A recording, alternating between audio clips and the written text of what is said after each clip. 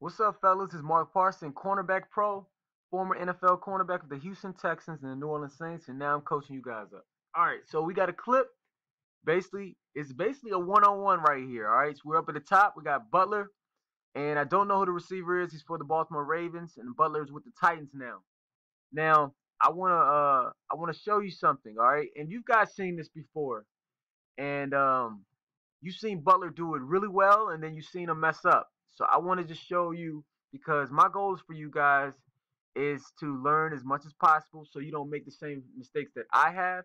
And the veterans, the guys who've been in the game for a while, but they're already paid. So we need to get you paid. All right.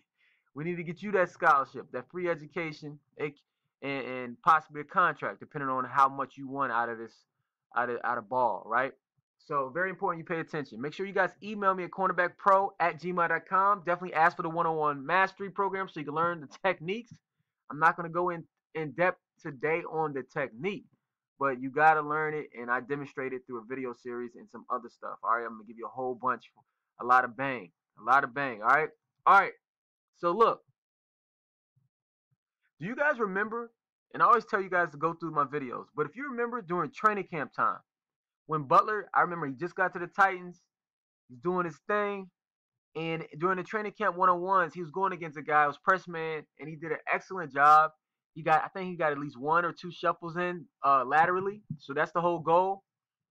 The receiver ran a bad route because the receiver didn't really get on his toes, didn't really make him feel uncomfortable, and he just bowled his route out. Like he just immediately went really wide, and the receiver doesn't really want to do that. The only time you truly see that is in high school clips, right? And and then he shuffled. He had a really good squeeze to him, and they're on the sideline. It was a back shoulder fade, and then Butler picked it off. Right? Do y'all remember that? So so I want to fast forward. We're gonna watch this 3 times, and then I want you to, in your mind, I want you guys have been following me for a while. Basically, tell me. So act like you're talking to me. Act like you're critiquing this, and tell me what you think he did incorrectly. We're down in the red zone, 3rd and goal, right? 5-yard line where we decided to press. All right, let's do it.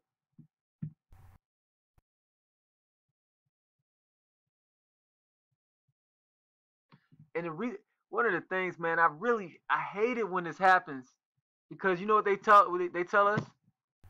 They're like, oh, it's because you're short, right? So I really cannot stand. Like I always go for the defensive guy. Uh, down here because they'll be like, oh yeah, the reason why he didn't make the play, see, he's just too short. You know what I mean? And I'm 5'9". I tell people I'm 5'10". It's on the roster if you look it up. But that's one of my things I don't like. It's not about how tall you are. It's about your technique and body positioning. Now sometimes though is sometimes if a guy's 6'6" and he's really good too, you know, sometimes he got those long arms. Remember Marcus Colston for the Saints? He wasn't a fast guy. He had deceptive speed. So sometimes if you sleeping on him, he'll run right by you. But then he was really good. He was really crafty. And of course he had Drew Brees. So Drew knew how to put it in certain places that would be away from you. So sometimes his arms, but it wasn't really he was just mossing you like just jumping over you. It was more like when you're on him, let's say it's like a curl route and you be on him, but he had these long arms to where Drew would put it in the right place and he would just stretch out and get it, and you're there. That's really when the height comes into play because it's like longer arms and stuff and body position. He was a big guy, but it's not really about how tall you are down here. So we're gonna go over it, and you guys are gonna get better. I think you already know. I think you guys have watched this so many times, and me go over it so many times. You already know what I'm gonna say. All right. So how do we do this? How do we play press man down here, fellas? Because this is going to happen. What is our thought process? Okay, it's press man's 3rd and goal. We by ourselves over here. Okay, it's just me and him. All right. The first thing we have to understand is percentages, right? So remember, we want to make sure that we take away the inside breaking route, aka slant. So we know that. So most likely we're going to be inside shade. All right. We rather force the fade. Now, does that mean we just turn and open up? No way. But we just have our alignment will be shading inside. Okay. So that's number one. Number two, number one, actually look at his alignment. So right here, we look at his alignment. Okay, cool. So he could go either way. He could do a fade or he could do a slant from here. He's not too tight. He's not too wide. We inside shade him. So we're like, look, at the end of the day, I'd rather him run a fade, the outside breaking route or outside route release. Because this slant route is a easy throw for him. He can throw it down. It's an easy throw. Okay? The higher percentage throw. So it's like a layup in basketball, right? So we definitely don't want to give that up. Now that doesn't mean we still want to stay square as long as we can. Okay? We want to get hands on this guy. Now let's pick the technique that we'll use. Now here's my thing, fellas. You want to be careful with a technique like, especially he's on the ball, by the way. Just to give you a heads up. But you want to be careful with techniques down here like a soft shoe. Because in the soft shoe is when we inch him back. Because that gives him more space to work. That gives him more space to work and possibly juke you. Because if you don't have disciplined eyes, and trust me, it's happened to me. I got on the last play when we were playing Wyoming when I was in college. And I knew take away the slant. I knew it. It was just in me. I knew, yo, he can't run a slant. If he runs a route and he catches it and scores on me and wins the game, okay. That sucks, but okay. But he cannot run a slant. Well, guess what? I saw shoot back. He motored, man. This dude motored for like 3 seconds, it felt like. And then he gave me a stick outside. I hopped, which we never hopped that corner, just to let y'all know. We never hopped. I hopped. He got inside. I was still able to be on him, but the ball, it was a good ball, and they won the game. So I'm not telling you what I heard. I'm telling you what I know. You don't want to do it. So the soft shoe, you really don't want to do that. But if you do it, make sure your eyes are disciplined. So where your eyes looking is on the waist. Now I'm getting like some emails from high school guys like, Coach, well, what if the jersey's too big? Man, imagine it. Whatever. Look, imagine his waist being right. You know where his waist is. Okay. Make sure your eyes are glued right there. Okay. Because if your eyes come up, and I see some coaches teach like, hey, look at the chest. Yo, that is crazy. That is too close to his shoulders and head. And then naturally, especially if you do get him, and then he's a good receiver and he knows how to reset his route, your eyes are so close to his head, it's just gonna naturally come up, right?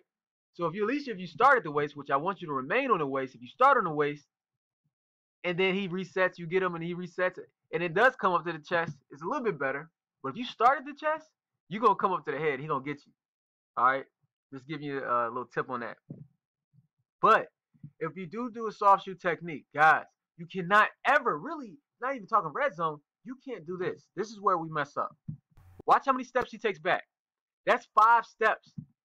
Now you guys tell me, when do we ever that's basically a back pedal. We do not, remember this, take notes on this. We do not backpedal out of a press man situation. We cannot, because you're gonna get got. It's too hard to guard guys. It would be hard for me to guard a high school guy backpedaling out of my press. It's too hard. So no more in a soft shoe technique. No more than 3 steps. So if we do, and it's not like a full, your feet aren't going to be narrow. You're going to still be low. It's literally inching back. So it's like, it's just inching back. It's not over 3 yards. This is like 5. He almost goes 5 yards back. If not, he does. So hopefully y'all see that. This is where he messes up, fellas. Okay? This is too far back. So he doesn't disrupt this route at all.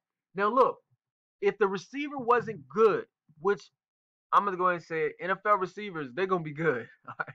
But I'm talking to high school and college guys right here. If the receiver's not good, he'll help us by declaring early. So like let's say you soft shoe and you do what Butler does right here, and he just goes out here. Oh, okay. Boom. We good. But this receiver, let's watch what he does. Look. You see that? So That action, good job by the receiver on his back shoulder, fellas. And your receivers can pay attention. This is simple stuff, but it's very important because I see a lot of high school guys just take off and just go wide immediately. Well, that helps us out of the corner. We like, oh, we know what it is. But since we soft shoe and we go way too far back, 5 steps, he gets on our toes.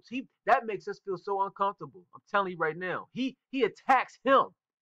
He attacks him first, and then he goes. Look, man, excellent job. Great job by Flacco. Excellent. Did you see that throw? Did you see that throw? I'm telling you. So NFL guys, I'm just letting you know right now. As you guys go to the next level, bruh, you can't make these mistakes. You know what I'm saying? That's very important. So, again, the main thing is this. I wouldn't soft shoe down here necessarily.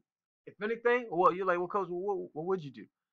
Foot fire, kick step, strike and get back to balance. What else? Maybe fake strike and get back to balance. And if I did soft shoe, and if you do soft shoe technique, no more than 3 steps. You know, but we cannot do this. This is where we mess up right here. And this is not the same because when he was in camp, I know he was in the main field. He wasn't in the red zone, but when he was in camp, he didn't soft shoe this far back. Matter of fact, I think he just did a kick step technique. It's a you guys who really watch the channel, you know what I'm saying when you go back and look for it. But yeah, this is where we mess up. So there is no disruption of this route. Look. Press man, you got to understand like the philosophy of press man. Why do we even do it? Well, it's this disruptive timing between the quarterback and the receiver, right? The quarterback, he knows. Look, he's not nervous at all. Think about it, because I just let y'all know the quarterback cannot turn over the ball in the red zone. That's like a sin for a quarterback. Just let y'all know. Look how smooth Flacco. Let's watch Flacco. He knows. In shotgun, immediately, on point, before he even goes, before the receiver even, he knows where he's going to be. There's no disruption. He looks at him the whole time. This is, I know it doesn't look like it looks simple to y'all, but this is elite. That's an elite throw, fellas. So even if we were really on him right here, he's still going to possibly make this throw. That's why at the line, we have to disrupt the timing. It's at the line. We have to disrupt the timing. So we protect our inside. We protect for the slant. But at the end of the day, we have to disrupt it. Even if it's like 1 second. To where, okay, you know, because he'll make his move. If we just, let's say we do an inside kick step. We're inside shade, inside kick step, right? He'll make his move, but he noticed that he's not going to be able to run up the field like this. So he has to, let's say you make the move. You don't go for it because your eye's on his waist. You pop him, strike. Then you get 1 or 2 shuffles in, and then you out here. He may throw it. He probably will check it down somewhere over here. And if he throws it, you're going to be there, possibly make a pick. Because instead of right here, you're going to have him right here. You see what I'm saying? Very important. So y'all know how we break it down. We break sometimes we break the play. The play down with one play will take 15 minutes to go over. But I think this is the type of stuff that will change your life. All right. So, you know, shoot, 900 videos. We're going for 1,000 for this year. I'm excited for you guys. So keep working, keep improving. Know what you did incorrectly. That's my biggest reason why I do these videos. I want you to, once you start to know what you're doing, and your football IQ goes up, and you're getting your body right, and your mind right, you're programming your mind for success. You know, that's really gonna take y'all far. My goal for you guys, check this out before we go. My goal for you guys, when y'all go to the NFL, when y'all get these scholarships, I want you to hit me back, man. Tell me your story, tell me your journey, and I definitely want to post it, man, because I'm excited for you guys and I'm proud of you. All right, so keep working every single day. Make sure you guys email me cornerbackpro@gmail.com. You have any questions? Definitely. Oh, the film room. So I'm putting the film room link in the description box, and definitely ask me for the one-on-one mastery program so you can see how to do all these techniques and you can master them and ball out this year. All right, fellas. Peace.